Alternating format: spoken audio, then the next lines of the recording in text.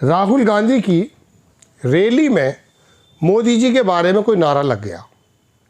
Rally किस लिए हुई है इसके बारे में तो कोई जिक्र चल नहीं रहा है। ना बीजेपी सरकार बोल रही है, ना चुनाव आयुक्त बोल रहे हैं कि साहब वोट चोरी की मसला है। लेकिन मोदी के ऊपर जब एक नारा लगा भीड़ में से या कहीं से, उस पर सांसदों ने बवाल काट दिया है।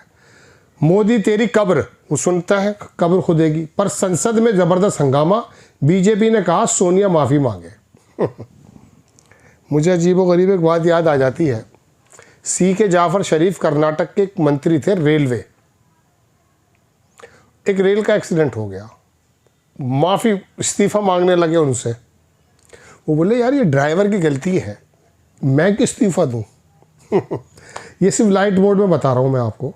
खबर यह है दोस्तों कि रामलीला मैदान में रविवार को कांग्रेस पार्टी द्वारा आयोजित वोट चोरी विरोध प्रदर्शन के दौरान कुछ लोगों ने प्रधानमंत्री मोदी के खिलाफ बेहद आपत्तिजनक नारे लगाए, जिसने राजनीतिक विवाद को जन्म दे दिया। वायरल वीडियो में कांग्रेस कार्यकर्ता मोदी तेरी कब्र खुदेगी, आज नहीं तो कल खुदेगी जैसे नारे लगाए। साथ ही वोट चोर गद्दी छोड़ का नारा भी गूंज रहा था। इस मुद्दे को बीजेपी केंद्रीय मंत्री किरण रिजिजू ने लोकसभा में उठाया और कांग्रेस की पूर्व अध्यक्ष सोनिया गांधी से माफ़ी की मांग की। यही मुद्दा राज्यसभा में भी उठाया गया, जमकर हंगामा हुआ।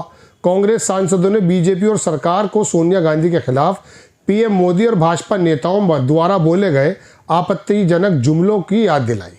बात यह है दोस्तों, किरण रिजिजू इस बात में कह रहे हैं बिल्कुल सही बात है, इस तरह के नारों का समर्थन कोई नहीं करेगा।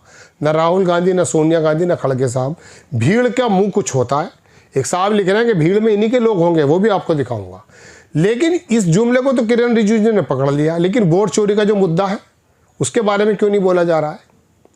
अखबार लिखता है कि ये रैली केंद्र सरकार और चुनाव आयोग पर चुनाव में हेरफेर, ईवीएम हैकिंग के आरोप लगाने के लिए आयोजित की गई। कांग्रेस के शीर्ष नेता राहुल गांधी, मल्लिकार्जुन खड़गे, प्रियंका गांधी वाड्रा, केसी वेणुगोपाल, जयराम रमेश सहित हजारों कार्यकर्ता इसमें शामिल हुए।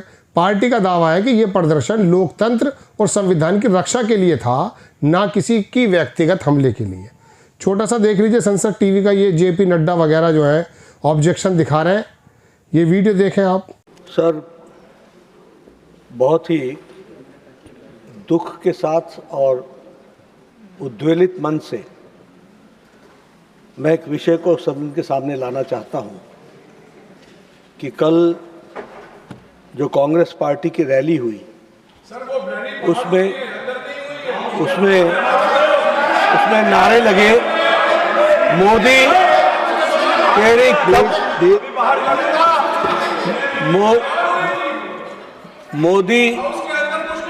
मोदी तेरी कब्र खुदेगी, आज नहीं तो कल खुदेगी।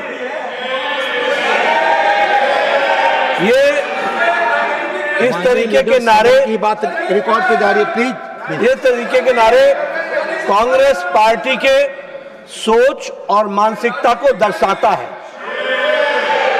ये नामदारों के झंझलाहट को स्पष्ट इंगित करता है और साथ में इस तरीके की बात कहना एक प्रधानमंत्री जी के खिलाफ और मृत्यु की कामना करना, यह अपने आप में बहुत ही निंदनीय है। इसके लिए हमारे नेता प्रतिपक्ष और कांग्रेस पार्टी के नेता यहां बैठी हैं, आदरणीय सोनिया गांधी जी, इनको देश से माफी मांगनी चाहिए और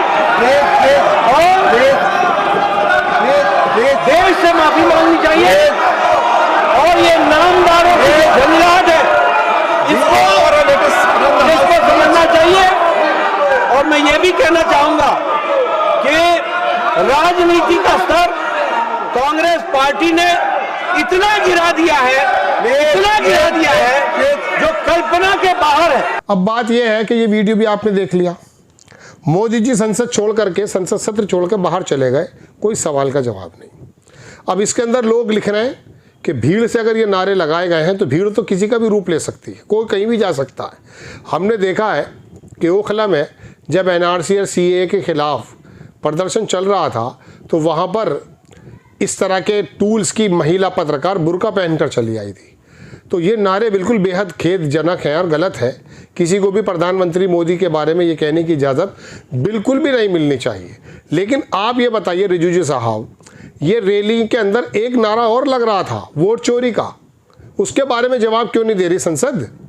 बताइए, आपको मोदी जी के बारे में बुरा लगा, बिल्कुल सबको लगना चाहिए, लेकिन राहुल गांधी, प्रियंका गांधी तीनों चुनाव आयुक्त के नाम लेकर के आरोप लगा रहे हैं। लेकिन ज्ञानेश गुप्ता भी चुप बैठे हुए हैं, अमित शाह भी चुप बैठे हुए हैं, मोदी जी भी चुप बैठे हुए हैं और आप भी चुप बैठे हुए हैं। दरअसल दोस्तों बात यह है, ये कैरेक्टर असैसिनेशन करने का जो एक रिवाज चला है भारत में, ये तो भारतीय जनता पार्टी के वजूद में आने के बाद चला है। कभी किसी का महिला का नाम जोड़ा जाता है, आखिरकार अटल बिहारी वाजपेयी का भी निकला है, अब मोदी जी का भी निकलना शुरू हो चुका है। दुनिया भर ये काम क्यों करते हैं आप? कभी किसी को 50 करोड़ की गर्लफ्रेंड बता देते हैं, कभी किसी को बार, अब मैं क्या शब्द इस्तेमाल करूं, सोनिया गांधी जिस महिला ने अपना हस्बैंड खोया, अपना देश छोड़कर यहाँ की बहू बन गई और यहाँ पर अपनी माँ जैसी सास भी उन्होंने गोलियों में लथपथ देखी थी। जब इंदिरा गांधी को गोली मारी गई थी तो सोनिया गांधी ही गाड़ी में लेकर गई थी उनको।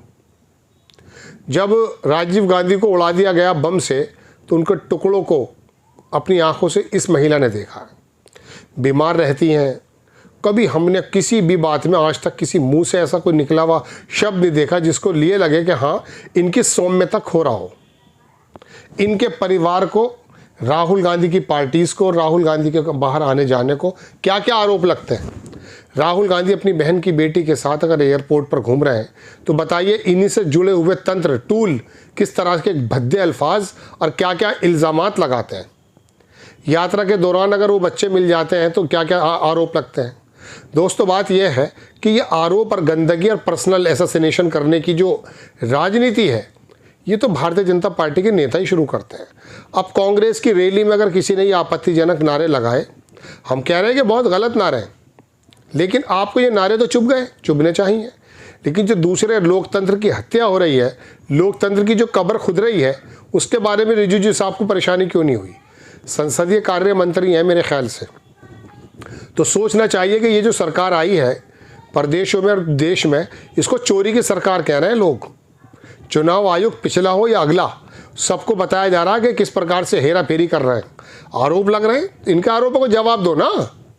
इन आरोपों के जवाब नहीं है, सिर्फ दूसरे के कैरेक्टर का असैसिनेशन करना है। और जब मोदी जी, हम कह रहे हैं बार बार इस बात को, वो भीड़ में किसी ने अगर लगा दिए, मंच से तो किसी ने नहीं कहा। ऐसी चीज़ों को ढूंढने के लिए ये बीजेपी का टूल बैठा रहता है।